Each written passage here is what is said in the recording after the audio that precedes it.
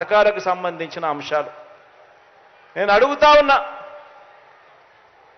ఇందులో ఏ ఒక్కటైనా కూడా చంద్రబాబు అనే వ్యక్తి ఆయన ముఖ్యమంత్రి అయిన తర్వాత 2014 నుంచి 2019లో ఆయనతో పాటు ఆయన దత్తపుత్రుడితో పాటు ఈ బీజేపీ ఇదే మాదిరిగా ముగ్గురు కలిసి ఫోటోలు దిగి ఇదే మాదిరిగా చంద్రబాబు నాయుడు గారు మేనిఫెస్టో రిలీజ్ చేసి ఆయన సంతకాలు పెట్టి ఇంటింటికి పంపించాడు. ఒక్కటంటే ఒక్కటైనా కూడా చేశాడా అని అడుగుతా ఉన్నా మిమ్మల్ని అందరినీ.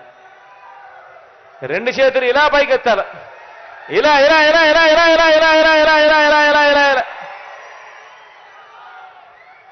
మరి నేను మిమ్మల్ని అందరినీ అడిగేది ఒక్కటే, ఇంతటి దారుణంగా మోసం చేస్తా ఉన్న ఈ వ్యక్తులకు, ఇంతటి అన్యాయంగా మోసం చేస్తా ఉన్న ఈ వ్యక్తులకు, ఇలాంటి వ్యక్తులకు మనం మళ్ళీ వచ్చే ఎన్నికల్లో మళ్ళీ మనల్ని మోసం చేస్తూ మళ్ళీ రంగురంగుల మేనిఫెస్టో అని చెప్పి పేర్లు చెబుతూ మళ్ళీ మోసం చేసేందుకు ప్రతి ఇంటికి కూడా కేజీ బంగారం ఇస్తామని చెబుతూ మళ్ళీ మోసం చేసేందుకు ప్రతి ఇంటికి బెంజ్ కారు కొనిస్తామని వాళ్ళు చెబుతూ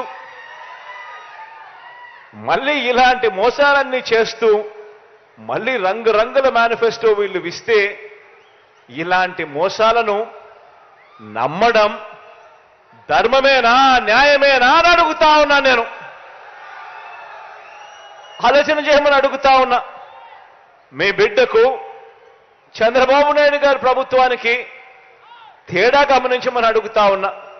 మీ బిడ్డ ఒకవైపున మేనిఫెస్టో అనేది చెబితే 2019లో ఒక మేనిఫెస్టో అని చెప్పి రిలీజ్ చేస్తే ఆ మేనిఫెస్టోను ఒక బైబిల్గా, ఒక భగవద్గీతగా, ఒక ఖురాన్గా భావిస్తూ ఏకంగా 99% హామీలు అమలు చేసి మీ దగ్గరికి వచ్చి మళ్ళీ మీ ఆశీస్సులు అడుగుతా ఉన్న మీ బిడ్డ ఒకవైపున ఉంటే, మరోవైపున పచ్చి మోసగాళ్ళు, పచ్చి దగాకోర్లు, పచ్చి మాయా మాంత్రికులు మరోవైపున ఉండి యుద్ధం జరుగుతూ ఉంది.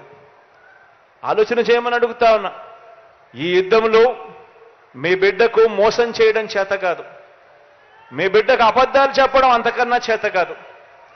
మీ బిడ్డ మిమ్మల్ని అందరినీ కూడా కోరేది ఒకటి, రాబోయే రోజుల్లో ఇలాంటి అబద్ధాలు, ఇలాంటి మోసాలు ఇంకా ఎక్కువ వింటాం, ఇంకా ఎక్కువ చెప్తారు. బహుశా మీ బిడ్డ ఇచ్చే మేనిఫెస్టో కన్నా ఇంకా రంగురంగులుగా వాళ్ళు మేనిఫెస్టో కూడా ఇస్తారు.